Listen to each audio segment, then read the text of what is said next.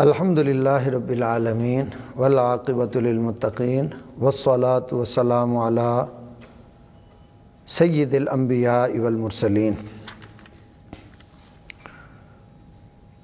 سورہ فلق اور سورہ ناس، اس کی فضیلت عرض کرتے ہیں۔ حضرت سیدنا عقبہ بن عامر رضی اللہ تعالیٰ عنہ آپ سے روایت ہے کہ میں حضور سرور کائنات صلی اللہ تعالیٰ علیہ وآلہ وسلم آپ کے ساتھ جحفہ اور ابوا کے درمیان سے گزر رہا تھا۔ ہمیں شدید آندھی نے اور تاریکی نے گھیر لیا، طوفان تھا، اندھیرا ہو گیا۔ تو حضور سرور کائنات صلی اللہ تعالیٰ علیہ وآلہ وسلم نے قل اعوذ برب الفلق اور قل اعوذ برب الناس کے ذریعے پناہ مانگنا شروع کر دی، اور مجھ سے فرمایا اے عقبہ ان دونوں کے ذریعے پناہ مانگا کرو کہ کسی پناہ چاہنے والے نے اس کی مثل کسی چیز کے وسیلے سے پناہ نہیں مانگی۔ یعنی آقا علیہ الصلوۃ والسلام نے فرمایا کہ اب وہ شدید آندھی اور طوفان تھا اور تاریکی تھی، اندھیرا تھا، تو آقا علیہ السلام نے فوراً قل اعوذ برب الفلق اور قل اعوذ برب الناس کی تلاوت شروع کر دی۔ تو پھر فرمایا کہ تم اس کو پڑھا کرو۔ اب اس میں ہمیں کیا سبق ملا کہ جب ہم پریشان ہوتے ہیں، کوئی غم آتا ہے، کوئی دکھ، کوئی تکلیف آتی ہے، کوئی مصیبت آتی ہے، تو ہم سہارے ڈھونڈتے ہیں، کوئی فلم، کوئی ڈرامہ، کوئی گانے، کہ ہمارے دل کو سکون ملے، اور باہر پارکوں میں سیر کرنے کے لیے نکل جاتے ہیں، ہمارے دل کو سکون ملے۔ تو دل کو سکون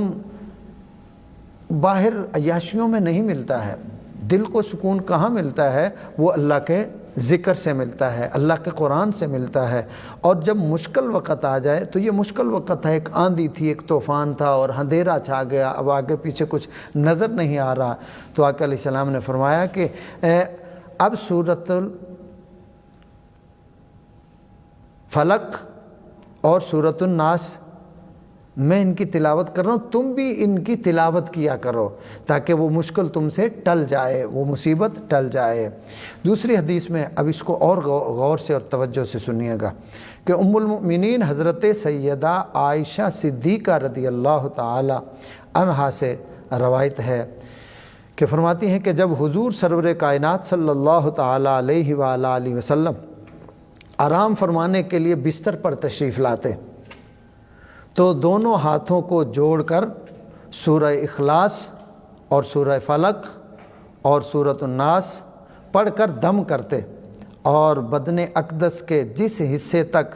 ہاتھ پہنچتا وہاں تک پھیرتے، مگر ہاتھ پھیرنے کی ابتدا سر اور چہرے سے ہوتی، اور جسم اقدس کے اگلے حصے سے، اور اسی طرح 3 مرتبہ یہ عمل کرتے۔ اب دیکھیے کہ یہ پیارے آقا علیہ الصلوۃ والسلام کا عمل ہے کہ رات کو جب بستر مبارک پر آتے تو قل هو اللہ احد، قل اعوذ برب الفلق اور قل اعوذ برب الناس، اس کی آپ تلاوت کرتے، اور تلاوت کرنے کے بعد اپنے ہاتھوں پہ دم کرتے، اپنے اوپر دم کرتے، اور پھر دم کرنے کے بعد اپنے چہرے پہ، سر پہ اور سارے جسم پہ اپنے ہاتھوں کو پھیرتے۔ اب اس میں ہم نے غور یہ کرنا ہے کہ اس میں اللہ نے شفا رکھی ہے، اس میں برکت رکھی ہے، اس میں اللہ نے بیماریوں سے نجات رکھی ہے، تو آقا علیہ السلام نے اسی لیے یہ عمل فرمایا، اسی لیے یہ عمل آقا علیہ السلام نے فرمایا۔ اگر ایسا قرآن سے فائدہ نہ ہوتا تو پھر آقا علیہ السلام کبھی بھی ایسا نہ کرتے۔ یہ ہمیں سبق دیا، اپنی امت کو سبق دیا کہ یہ میرا عمل ہے، تو جو آقا علیہ السلام کا عمل ہے اس میں برکتیں ہی برکتیں ہیں، اس میں رحمتیں ہی رحمتیں ہیں، اس میں شفا ہی شفا ہے۔ تو اس لیے آقا علیہ السلام نے امت کو یہ عمل سکھا دیا تاکہ امتی بھی یہ عمل کر کے پورا پورا فائدہ حاصل کریں گے۔ اور پھر میرا بارہا تجربہ ہے اس معاملے میں کہ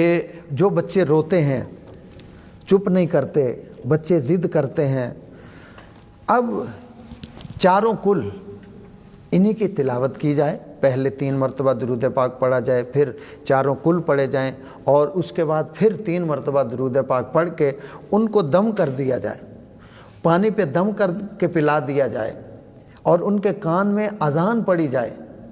کان میں اذان پڑی جائے تو وہ بچے سکون میں آ جاتے ہیں۔ اور اگر ایک حدیث مبارکہ میں حضرت علی رضی اللہ تعالی عنہ، آپ کی طبیعت کچھ اداس تھی، اللہ کمی پیشی کی معافی عطا فرمائے، کوئی اپنے آپ کو بوجھ سا محسوس کر رہے تھے، تو آقا علیہ الصلوۃ والسلام نے ارشاد فرمایا، علی کسی سے کہو تمہارے کان میں اذان پڑے۔ تو کان میں اذان جب پڑھی جاتی ہے، اس کی آواز آتی ہے تو دل کو سکون ہو جاتا ہے، اللہ کا ذکر ہے، پیارے آقا علیہ السلام کا ذکر ہے۔ تو یہ ہر ماں کو اور ہر باپ کو یہ صورتیں یاد ہونی چاہیے اور اپنے بچوں کو بھی یہ یاد کروانی چاہیے، اور اگر کبھی ایسا بچوں میں معاملہ ہو جائے تو ان کو پڑھ کے آپ دم کر دیا کریں، انشاءاللہ ان بچوں کو صحت نصیب ہوگی اور انہیں شفا بھی ہوگی۔ اور یہ روزانہ اپنے گھر میں ان کی تلاوت کرنی چاہیے، اس سے جتنے شیطان جن ہیں ان سے بھی چھٹکارا رہے گا، جتنے انسانوں میں شیطان ہیں ان سے بھی چھٹکارا رہے گا، ان سے بھی محفوظ رہیں گے۔ کہ اس میں فرمایا قل اعوذ برب الفلق من شر ما خلق ومن شر غاسق اذا وقب ومن شر النفاثات فی العقد ومن شر حاسد اذا حسد۔ ہاں جی، اب اس میں پھر قل اعوذ برب الناس ملک الناس الہ الناس من شر الوسواس الخناس الذی یوسوس فی صدور الناس من الجنۃ والناس۔